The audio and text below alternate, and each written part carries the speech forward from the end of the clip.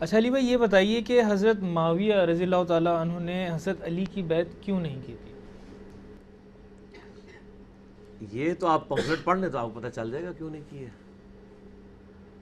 بظاہر جو وجوہات ہیں وہ آپ کو بتا دیتے ہیں. باقی آپ کو پتہ ہے کہ جو پالیٹکس ہوتی ہے نا، اس میں ظاہری وجوہات کچھ اور ہوتی ہیں، چھپی بھی کچھ اور ہوتی ہیں.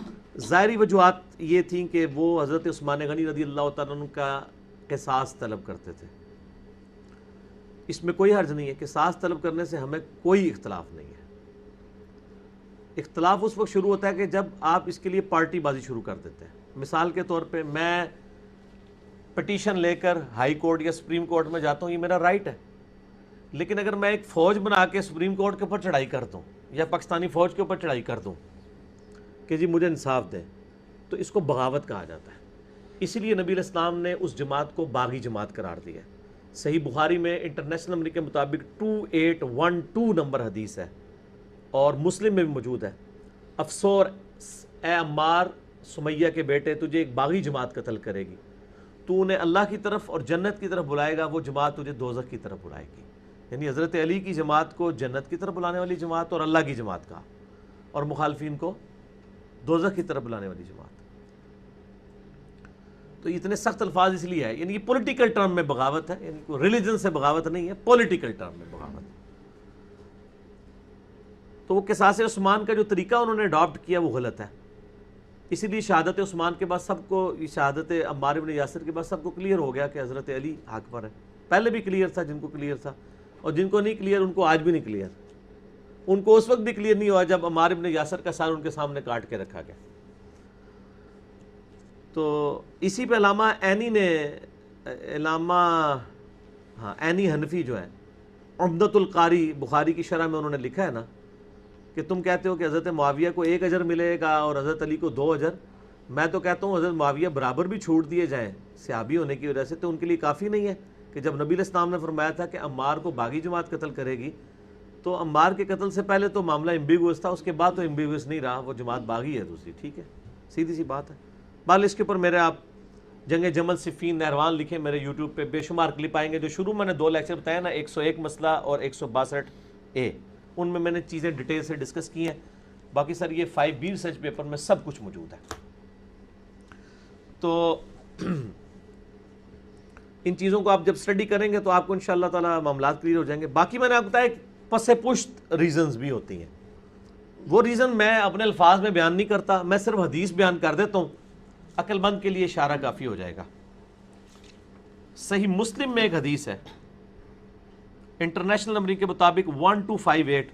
حضرت عمر رضی اللہ تعالیٰ عنہ نے ایک خواب دیکھا کہ مجھے خواب میں ایک مرغے نے ٹھونگے ماری ہیں. تو انہوں نے اس کی تعبیر کی کہ مجھے لگتا ہے کہ مجھے عنقریب قتل کر دیا جائے گا. اور انہوں نے یہ خطبہ دیا اپنی وفات سے کچھ عرصہ پہلے. ان کا دیکھنا، اگر مجھے کچھ ہو جائے تو میرے بعد امر خلافت کو ان 6 بندوں سے باہر نہیں جانے دینا جن کے ساتھ نبی علیہ السلام وفات تک راضی رہے. مجھے خطرہ ہے کہ میرے بعد لوگ اختلاف کریں گے خلافت کے معاملے میں، لیکن ان 6 کے ساتھ جو لوگ لڑیں یا ان کی خلافت میں اختلاف کریں تو تم سمجھ لینا یہ وہ لوگ ہیں جن کو میں نے اسلام کی خاطر اسلام قبول کرنے سے پہلے اپنے ہاتھوں سے مارا پیٹا تھا. یعنی یہ لوگ فتح مکہ پہ معافی مانگ کے مسلمان ہوئے ہیں. ان سے مجھے خطرہ ہے کہ یہ اس چکر میں ہوں گے کہ خلافت پہ قبضہ کر لیں. طلقاء جنہیں کہا جاتا ہے، جو ساری آل امیہ طلقاء ہی تھی نا، چاہے حضرت ابو سفیان ہو یا حضرت معاویہ ہو یا باقی اصحاب ہو رضی اللہ عنہم اجمعین. تو یہ بڑے سخت الفاظ ہیں. ان 6 بندوں کے نام مسلم کی تاریخ میں نہیں ہے، لیکن بخاری میں جو حدیث ہے انٹرنیشنل نمبر کے مطابق 3700، بڑی ڈیٹیل حدیث ہے حضرت عمر کی شہادت والی. اس میں 6 رکنی کمیٹی انہوں نے شہادت کے زخم کے دوران بنائی ہے. فرمایا علی، عثمان، طلحہ، زبیر، سعد بن ابی وقاص، عبد الرحمن بن عوف، اور کہا عبداللہ بن عمر میرے بیٹے کو مشورے میں شامل کرنا، لیکن اس کو خلیفہ نہ چننا. ان 6 میں سے کسی کو چننا جن سے نبی صلی اللہ علیہ وآلہ وسلم وفات تک راضی رہے. اس کا مطلب کچھ ایسے بھی ہیں جن سے ناراض رہے. وہ مسند ابی یعلا میں صحیح سند کے ساتھ روایت ہے، میں نے اس میں ڈالی ہے کہ نبی علیہ السلام نے اپنی وفات سے پہلے ایک خواب دیکھا کہ میں نے آل مروان بنو امیہ کے بندروں کو اپنے ممبروں پر دیکھا ہے. ابو ہریرہ کہتے ہیں پھر نبی علیہ السلام اپنی وفات تک کبھی مسکرائے نہیں ہیں جب آپ نے ایک خواب دیکھا. تو یہ بندر سارے دیکھ لیے تھے آپ نے جو ممبروں پہ چڑھنے والے تھے، عبد الملک بن مروان اور ان کی پوری آگے اولاد اور یہ سارے باقی. اور مسلم میں ایک حدیث ہے کہ میری امت کا یہ قبیلہ میری امت کو تباہ و برباد کر دے گا، یعنی آل امیہ، کاش میری امت ان سے الگ ہے. اچھا، اسی طریقے سے بخاری میں جو حدیث ہے 4108 کہ جب حضرت معاویہ تحکیم کے مسئلے کے بعد مدینہ شریف آئے، انہوں نے خطبہ دیا، حضرت حفصہ نے کہا کہ جا میرے بھائی وہ خطبہ سن، تو اس میں نہیں بیٹھے گا تو تیری غیر موجودگی کو کچھ یعنی اس کا نیگیٹو امپیکٹ پڑے گا. تو وہاں پہ حضرت معاویہ نے خطبہ دیتے ہوئے کہا کہ دیکھو تم میں سے جو خلافت کا خواہش مند ہے وہ اپنا سر اٹھائے، میں اس کے باپ سے زیادہ خلافت کا حقدار ہوں. تو حضرت عبداللہ بن عمر کو وہ تابعی بعد میں کہتا ہے کہ آپ نے معاویہ کو وہیں جواب کیوں نہیں دیا جب انہوں نے یہ بات کی تھی. مراد یہ کہ وہ ان کو ہی ٹانٹ کروا رہے تھے. تو عبداللہ بن عمر کا باپ کون تھا؟ حضرت عمر. تو حضرت عبداللہ بن عمر نے کہا کہ میں نے ارادہ کیا میں اسے جواب دوں کہ تیرے زیادہ خلافت کا حقدار وہ ہے جس نے تم باپ بیٹا کو دونوں کو اس وقت مارا تھا جب تم لوگ کافر تھے، یعنی تمہارے خلاف قتال کیا ہوا ہے. وہی بات جو حضرت عمر نے کی ہے کہ وہ لوگ مخالفت کریں گے جن کو میں نے اسلام کی خاطر مارا ہے. تو عبداللہ بن عمر کے اس کامنٹس کے اوپر وہ تابعی کہتا ہے کہ عبداللہ بن عمر نے کہا میں فتنے کے ڈر کی وجہ سے، خون ریزی کی وجہ سے خاموش ہو گیا. اور وہ تابعی کہتا ہے شکر ہے عبداللہ بن عمر نہیں بولے اور اپنی عزت بھی بچا لی اور خون ریزی سے بھی بچ گئے. یعنی وہاں پہ فریڈم آف ایکسپریشن ختم ہی ہو گیا تھا ملوکیت میں. عبداللہ بن عمر کے لیے بھی مشکل ہو جاتا. یہاں سے آپ کو تھوڑی سی ایک وہ جو ایک خواہش ہوتی ہے نا کہ میں عمر سے زیادہ خلافت کا حقدار ہوں، تو وہ آپ کو کلیئر ہو گئی. تو یعنی وہ پولیٹیکل بظاہر ریزن کچھ اور ہوتی ہیں، پیچھے اور معاملات چل رہے ہوتے ہیں. باقی آپ اس کو پڑھیں گے تو آپ کو انشاءاللہ تعالی معاملات کھل کے سامنے آ جائیں گے کہ بیعت نہ کرنے کی وجہ کیا تھی. کیونکہ آل امیہ نبی علیہ السلام کے آنے سے پہلے مکے کا حکمران تھا.